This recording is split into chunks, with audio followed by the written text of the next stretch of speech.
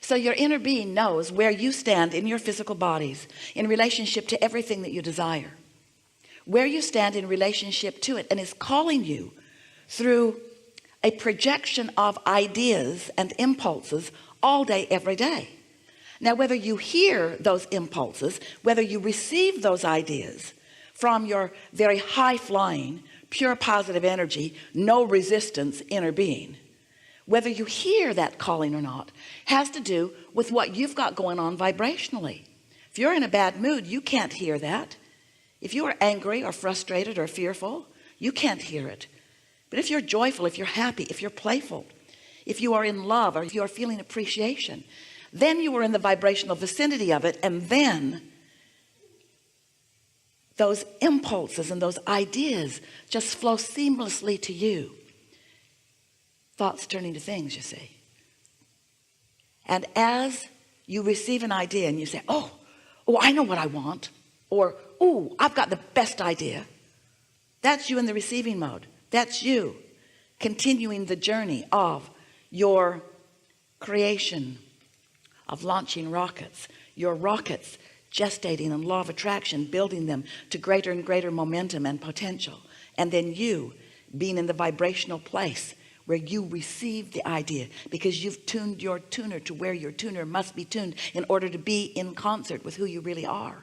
Don't you love knowing that? Don't you love knowing that the way you feel is your indicator of whether you're in the receiving mode of your own inner being, or whether you're in the receiving mode of your mother? Oh, that wasn't fair.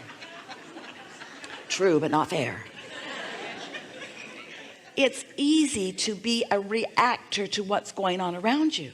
And so as you are observing things and reacting to them, very often your vibrational output is mimicking something that you're observing, rather than your vibrational output being something that you are deliberately accomplishing.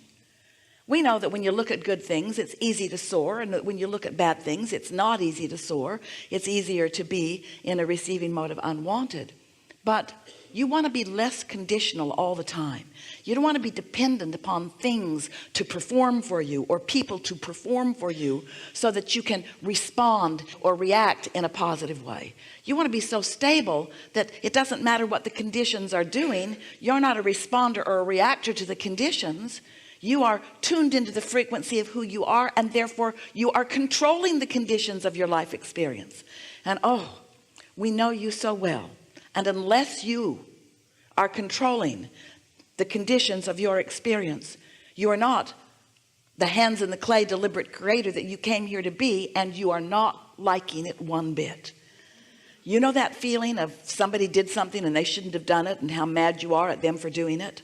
That's not the receiving mode. You know the feeling that you used to be happier because that person used to treat you in a different way, and now you're not that happy because that person is not holding you as their undivided attention? That's not the receiving mode. You know that not having enough money in the bank and worrying about it when you go to the mailbox, that's not the receiving mode for the financial abundance that you're looking for. In other words, you got to find a way to feel beyond what is, or what is cannot change. If you're just observing what is and having reactions to what is, then you're just creating more of the same. Different places, different faces, but the same thing over and over and over again. Know anybody like that? And so what we want you to know is how much you have changed. What we want you to know is how much life has caused you to create a vibrational reality. What we want you to know is who you really are and what you are on the precipice of. What we want you to know is what you have created and what all of us are focused upon, and what is so easy. Now you know you want it, for you to bring it to fruition, but you cannot focus on its absence and bring it to fruition at the same time. And your needing to see it, hear it, smell it, taste it, touch it is what messes you up. If you could accept that it exists, can you? Say yes, but you don't mean it yet. If you can accept that it exists and you can enjoy the feeling of it, let's say that you could use an extra $100 or $200 or $300,000 now. In fact, let's say that not only could you use it, but you really need it. There's just stuff's been going on. Let's say you need it. You need it. And because your life experience has caused you to ask and ask and ask, you have been putting so much abundance into your vortex. And because everything you ask for, ask as step 1, is answered immediately, that's step 2. Since this vibrational reply has happened and the abundance that you've been asking for is already all queued up for you, it won't take long for it to come into your experience. But your awareness that it isn't here yet will hold it off indefinitely. As long as you look and don't see it, as long as you're looking where it isn't, you're not going to offer a vibration that's going to let it in. So you're not going to be in the receiving mode. So you're not going to be in the right place at the right time. You're not going to connect with the path of least resistance that's going to give it to you. Path of least resistance. Your blessed inner being knows where you stand in relationship with everything you want and is calling you forward on your path of least resistance toward it.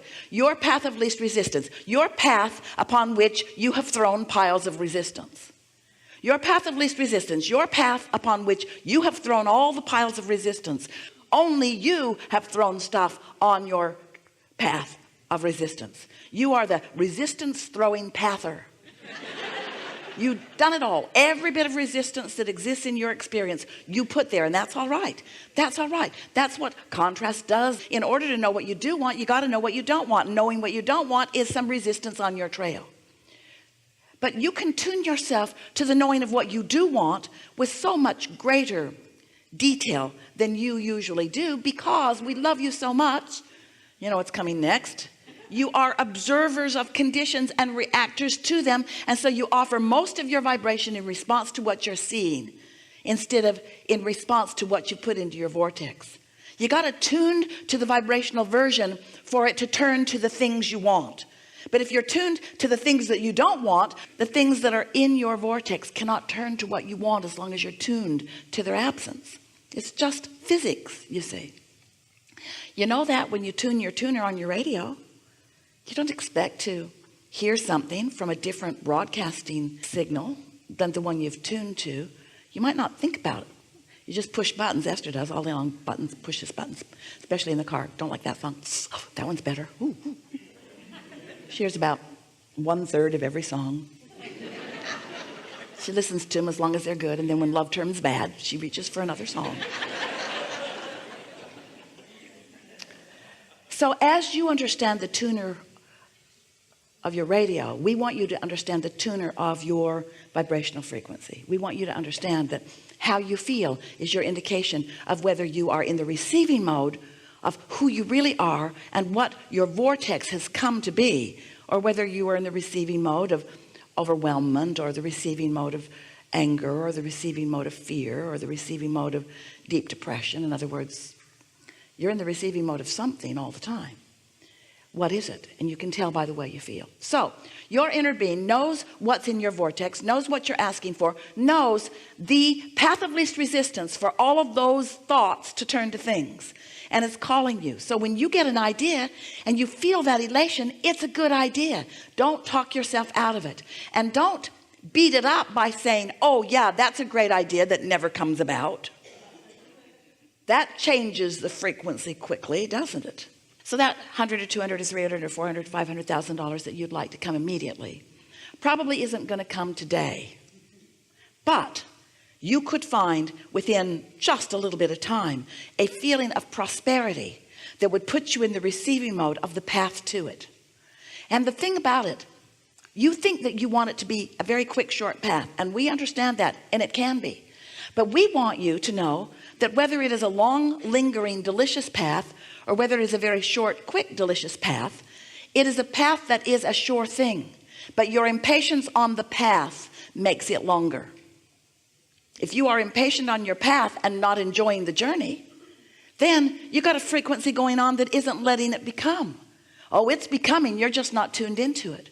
And we wonder sometimes why you don't cash in your vibrational chips on a more ongoing basis. It's like you pull the rubber band back, suffer, plague, desolence, discomfort, back, unhappiness, back. This is a rocket that's going to the moon. I can't let go yet. I'm too mad. Back. And then something distracts you and you forget how mad you are for a minute and you let go of, and off it goes. Ooh, I got the best idea that will never ever work. It would if you would stop killing it at its birth. So now you know everything we know. You create your own reality, and you have created a magnificent reality, and it's time for you to begin to feel the beauty of it in order to see and hear and smell and taste and touch the details of it. And we know it's more fun for you when the good stuff comes out where you and others can see it and play with it. We get that. We know that there's something nice about creating in a physical setting. But have you ever wondered, how did your economy get so big in just the last 10, 20, 30, 40, 50, 100 years? How did it get so big? Are they trucking it in from other planets? You see any pipelines in the sky? Or are these thoughts that are turning to things? You are a creator in the most dynamic platform of creation that has ever existed.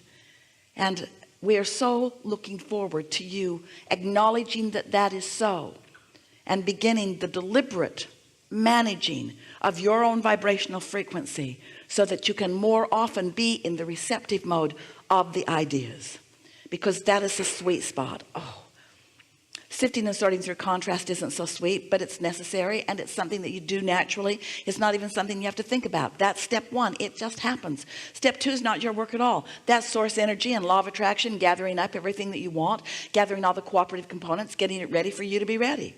Step three is you get into the receptive mode. That's where all your work is, which means, now we know this is tough to take, but you got to find a way to be happy. It's a big price to pay, we know. And do you know you would be? It's like the cork that is bobbing on the surface of the water. That's where that receiving mode is. That's where happiness is. Now you can hold it under the water as you focus on this that's gone wrong, and this that's gone wrong, and this that's gone wrong, and this that's gone wrong. You can waterload that cork pretty good. But when you let go of it, it's going to go back to the surface. That's where happy is. You don't have to work for your happy. You just have to stop doing those things you do that don't let the happy be there. When you wake up, you have a greater chance of happiness until you remember yesterday. And so if we've convinced you that you can change your mood, you can. If you care enough, you can change your mood. You will be happy if you don't think the thoughts that make you unhappy. So stop it. We've enjoyed this interaction immensely. Why would anybody think a thought that doesn't feel good? When it doesn't feel good, why would you continue to do it? Don't be hard on yourself, because it's law of attraction's fault. Law of attraction is bringing you back what you're broadcasting. So if you've got your attention on something and you're feeling some way about it, law of attraction is going to dish up more, because that's just the way vibrational signals work. So you've got to catch it in the early stages before the momentum becomes too strong, because if you don't catch it in the early stages, the momentum is going to become stronger and stronger and stronger until you sleep. Once you sleep